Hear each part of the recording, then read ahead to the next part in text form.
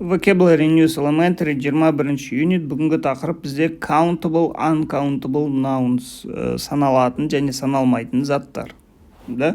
Хорошо, бірінші біз өтейік. Countable деген қандай ол? Саналатын заттар. Қазақ тілінде де бар, ол бірнеше штуктап санай аласың, да? Мысалы, apples, алма, алмаларды бір алма, екі алма, үш алма дей аласың. One apple, two apple, three apples, да? Енді shoes, аяқ киімдер, ол бізде екеуі бірге мынандай аяқ киімдер болатын болса, бір пара болса, онда shoes дейміз. Егер бір аяқ киім болатын болса, бір штуға, онда shoe дейміз. S қосылмайды. Plates деген тарелкалар, one plate деп айтыламыз. Бір тарелка дей аламыз. Да? Сосын uncountable, саналмайтындар. Бізде ол мысаға қант болады. Sugar. Ол всегда осындай болады. Sugars дей алмаймыз. Оны біз килограммдап санай аламыз, пакет деп айта аламыз, бірақ қанттың өзін санай алмаймыз. Бір қант, екі қант дей алмаймыз. One sugar, two sugar дей алмаймыз. Жалпы sugar дейміз. Money, ақша. Ақшаның өзін money деген сөзді санай алмаймыз. Luggage деген багаж. Багажды санай алмаймыз тоже. Хорошо? Егер мына жерде бізде не берілген? Егер бізде саналмайтын сөздер S қосымшасы сіз айтылса, онда олар всегда жекеше түрде айтылады. Is деп айтылады жекеше түрде. Бірақ негізгі мағынасы осы саналмайтын затты айтып жатырмыз. Хорошо? Енді күнделікті саналмайтын сөздер everyday uncountable words, сөздер, которые саналмайды. Furniture деген бізде мебель, жиһазды біз санай алмаймыз. Furnitures деп айтамаймыз. Жалпының барлығын furniture деп атаймыз.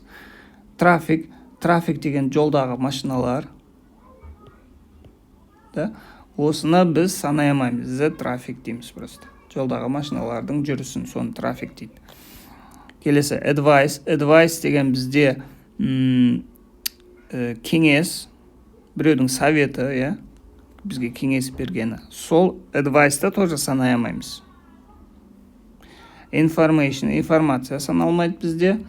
News, жаңалықтар, да? News деген бізде көпше түрде болады. Ол бізде всегда көпше түрде болады, ол саналмайды. Егер бізде бір ғана жаңалық болса да, біз оны news деп айтамыз.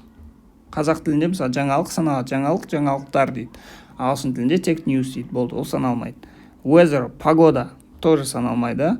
Accommodation деген тұратын жер деген сөз. Қай жақта тұрасың, квартира, үй, немесе отель, соны accommodation, тұратын жер дейміз. Ол саналмайды. Air, воздух, ауа саналмайды. Hard work, жұмыс тоже саналмайды. Hard work деген өте қиын жұмыс. Travel деген жол жүру, саяхат. Ол саналмайды. Мына жерде тағы да travel деп тұр, ладно. Енді тамақтардың қай түрі саналмайды? Food, тамақтың қай түрі саналмайды? Rice, рис, күріш саналмайды. Spaghetti саналмайды. Butter, май саналмайды. Bread, нан саналмайды. Milk, сүт саналмайды. Water, судың өзі саналмайды. Tea, шай саналмайды. Кофе тоже саналмайды.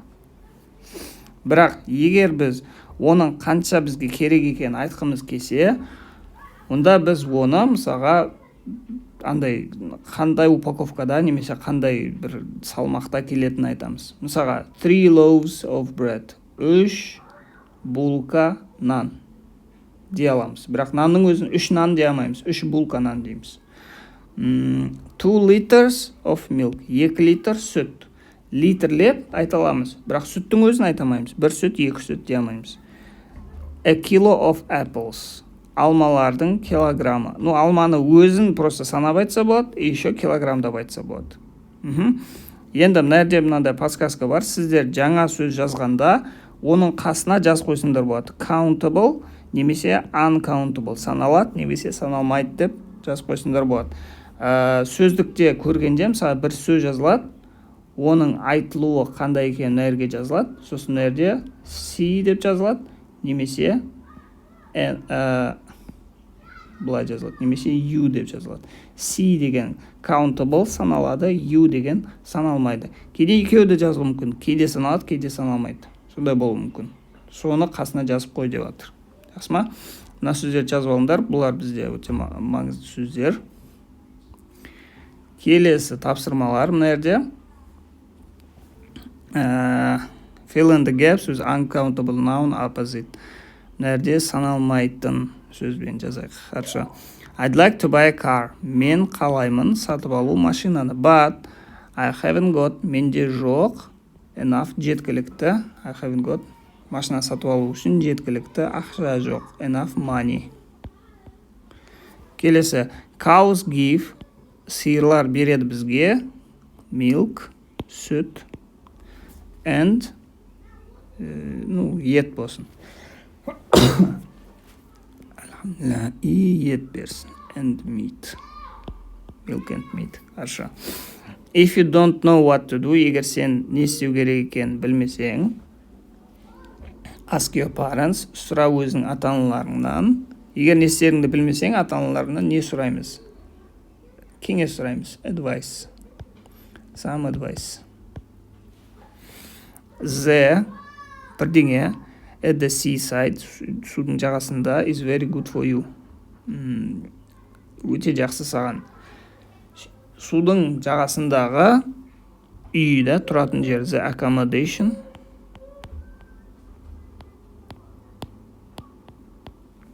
Accommodation at the seaside, судың жағасындағы үй, тұратын жер. Rob left school, Rob кет қалды мектептен last month, өткен ай. And is now looking for, және қазір іздеп жатыр, for work. Жұмыс. There's always a lot of, әрдайым көп центральный Лондонда, қаланың ортасында всегда көп машиналар, ja? A lot of traffic. Traffic. Келесі. Match the words on the right with the words on the left. Мына оң жақтағы сөздерді сол жақтағы сөздермен сәйкестендіру керек. Heavy, our. Так, көрейік. Our baggage, heavy luggage. Useful, пайдалы информация, useful information. Bad, жаман, жаңалық, bad news. Modern, заманауи, furniture. Мебель, жиһаз. Brown, қоңыр, нан, brown bread.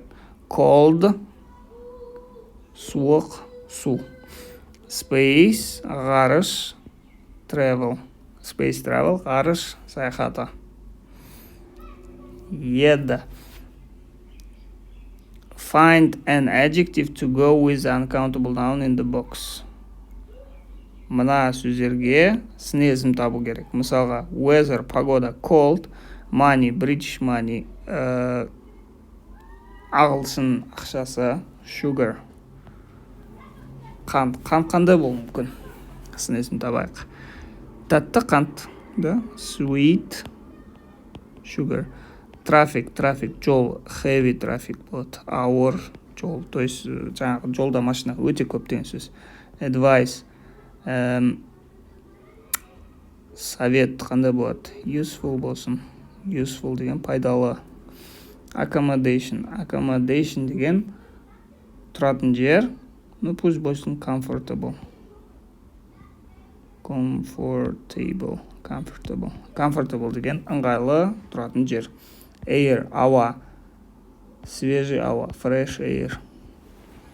Work, жұмыс, қандай жұмыс болады? Hard work, ауыр жұмыс. Rice, рис қандай болады? Cooked, пісірілген рис, cooked rice. Spaghetti қандай болады? Boiled, суға піскен, да? Butter қандай болады? Май. Сары болсын, yellow. Milk, сүт. Ақ сүт, white milk. Да, бола берсін, ладно. Tea, шай қандай болады? Тәтті шай болсын, sweet tea. Coffee Coffee бізде strong болсын. Strong деген қатты андай қою деген сөз. Келесі. Fill in the gaps with the correct form of the verb be. Be деген етістіктің дұрыс формасын жазу керек. Accommodation in the city center. Қаланың ортасындағы тұратын жер қымбат, өте қымбат. Is expensive. Spaghetti with Italian tomato sauce. Итальянский томатный соуспен спагетти өте жақсы. Is very good. Спагетти бізде жекеше болады. The weather in Scotland. Шотландиядағы погода. Best. Ең жақсы. Autumn. Autumn деген бізде күзде. Is the best. The news. Better today than it yesterday. Жаңалық. Қазір жақсы. Is better today than it was. Ол кеше болғаннан. The news are better today. Are better. Көпше түрде болады. News деген көпше түрде болады. Are better. Хорошо. Work is the most important thing in Sam's life. Sam'ның өміріндегі ең маңызды зат ол жұмыс. Work is. Their furniture very old. Олардың мебелі өте is very old. Correct the mistakes in sentence. Мына сөйлемдегі қателіктерді дұрыстау керек. The news are. Is дейді. Мына жер значит дұрыс емес. Жер is болады. Is болады. Ладно. Where can I get some information about your country? Мен информацияны қайдан аламын? Information S болмайды. Ол көпше түрде айтылмайды. Let me give you an advice. An advice демейді, себебі an біз білеміз, a және n ол бір штук дегенге келеді. Ол саналатын заттарға ғана айтылады. Да? A car, бір машина. Да, мынерде advice саналмайды, сол үшін an оның алдына қойылмайды. Cook the spaghetti for 10 minutes. Мына спагеттиларды. These деген көпше түрде айтылады. This мынау бір штук. These мыналар деген сөз. Ол бірнеше штук деген сөз. Поэтому мынау бізде саналмайтындарға қолданылмайды. Мынау қолданылады. This болады. This. Can I have a bread? A bread. Тоже келмейді. Mary is looking for a new work. For a new work. Is looking for a new work.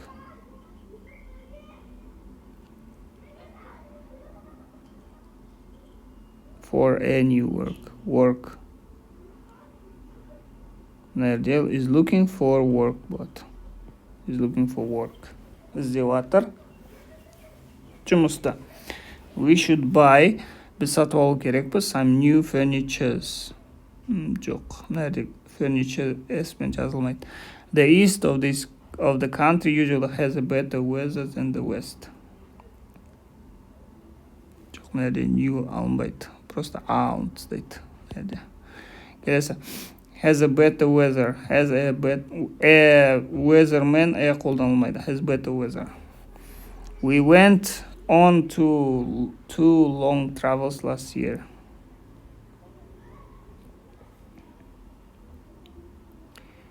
Так, we went on 2 long travels last year. Nerede что-то мынаусы дұрыс емес. Travels деп айтылмайды ғой. I must find a new accommodation soon. A new болмайды. Accommodation бізде всегда жекеше түрде. Қаршы осылар жазып алыңдар. Келесіде тағы да осындай қызықты сөздерді өтеміз. Жай өз сөздерімізді көбейте береміз. Қаршы келесі көріскенше.